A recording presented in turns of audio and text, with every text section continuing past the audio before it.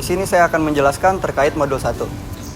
Proses permesinan spling caliper dalam praktikum proses manufaktur.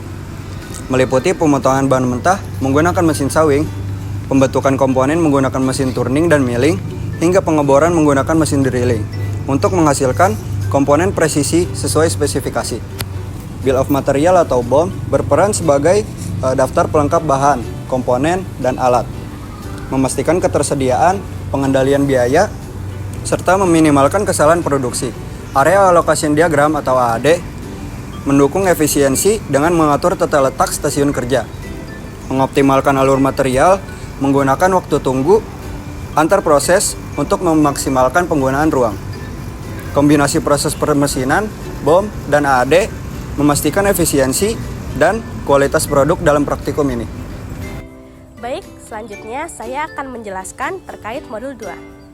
Peta aliran proses atau PAP adalah alat yang menggambarkan langkah-langkah dalam proses manufaktur.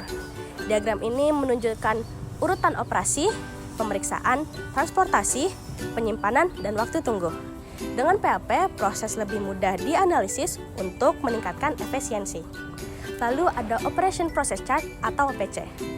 OPC adalah diagram yang menunjukkan alur proses utama dalam produksi.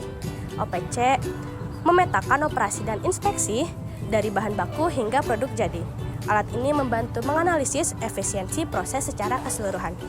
Lalu ada Activity Relationship Chart atau ARC. ARC adalah diagram yang menunjukkan hubungan antara aktivitas atau area. Menggunakan kode seperti A untuk sangat penting hingga X untuk tidak diinginkan. ARC membantu merancang tata letak yang efisien untuk mengurangi waktu dan jarak perpindahan. Lalu yang terakhir ada diagram alir. Diagram alir adalah grafik yang menggambarkan langkah-langkah dalam proses manufaktur. Ini membantu memvisualisasikan urutan operasi, transportasi, dan inspeksi untuk meningkatkan efisiensi dan pemahaman proses produksi. Baik, selanjutnya saya akan menjelaskan terkait modul 3 mengenai proses peran dan kualitas. Dalam modul 3 ini mencakup 5 bagian utama. Yang pertama ada Assembly Process Chart atau APC, yang kedua ada analisis 8 dimensi kualitas, yang ketiga peta kendali variabel IMR, yang keempat peta kendali atribut NP Chart, dan yang terakhir peta kendali atribut C Chart. Assembly Process Chart adalah alat yang digunakan untuk memetakan langkah-langkah dalam proses peran produk. Yang kedua, analisis 8 dimensi kualitas adalah pendekatan komprehensif untuk mengevaluasi dan memastikan kualitas produk.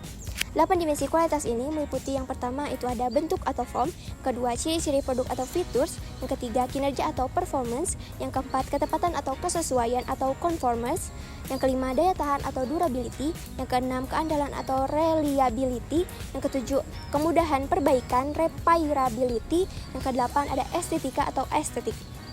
Yang ketiga ada peta kendali variabel IMR adalah alat pengendalian proses statistik yang digunakan untuk memantau variabilitas dalam proses peran. Yang keempat ada peta kendali atribut NP Chart adalah alat pengendalian proses yang digunakan untuk memantau atribut dalam sampel dengan ukuran tetap.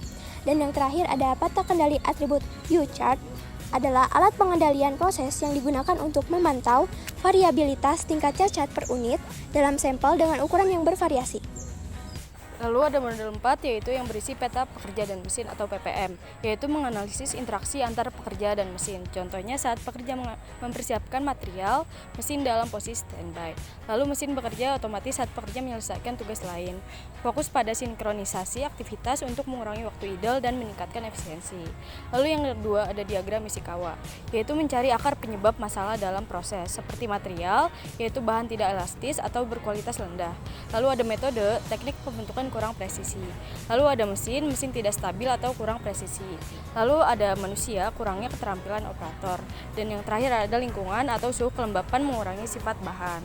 Lalu yang ketiga ada peta kelompok kerja atau PKK, yaitu mengidentifikasi distribusi pekerja antar kelompok. Contohnya seperti kelompok A, pemotongan dan pembentukan bahan, kelompok B, perakitan spring caliper, dan kelompok C, pengujian dan inspeksi kualitas. Fokusnya adalah memastikan pembagian tugas merata untuk menghindari bahan kerja berlebih atau pada satu kelompok. Lalu yang keempat ada peta tangan kanan dan tangan kiri, yaitu menganalisis gerakan tangan operator. Seperti tangan kanan yaitu memegang bahan atau alat utama, lalu tangan kiri menyokong atau membantu proses. Tujuannya adalah untuk mengurangi gerakan berulang dan tidak efisien, sehingga meningkatkan ergonomi kerja. Nah, selanjutnya kita akan membahas flash print 3D printing dalam praktikum proses manufaktur. Flash print adalah software yang digunakan untuk mempersiapkan model 3D sebelum dicetak. Dalam praktikum proses manufaktur, kita mempelajari tentang additive manufacturing dengan menggunakan flash print sebagai alat bantunya. Nah, kita akan mengimpor desain yang telah dibuat di software AutoCAD ke dalam flash print. Lalu software ini memudahkan proses slashing dengan mengatur parameter cetak seperti ketebalan lapisan, kecepatan cetak, dan juga penggunaan support. Dan selanjutnya kita bisa menganalisis hasil cetak 3D untuk mengevaluasi kualitas produk yang telah dihasilkan.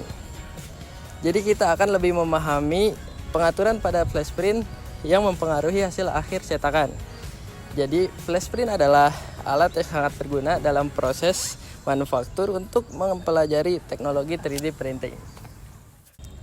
Oke, dari berbagai materi yang telah disampaikan, kita bisa simpulkan di praktikum proses manufaktur ini kita mempelajari bagaimana menciptakan produksi yang tepat, efisien, dan ergonomis dengan hasil yang efektif dengan menggunakan bill of material, area lokasi diagram sekarang dan usulan, peta-peta kerja keseluruhan untuk mengoptimalkan alur kerja produksi, peta kendali dan atribut, peta pekerja dan mesin, dan juga tak luput kita menerapkan teknologi manufaktur adiktif untuk membawa kita ke era modern untuk menciptakan produksi yang inovatif. Nah, sekian penjelasan dari kelompok kami. Semoga bisa dipahami. Terima kasih.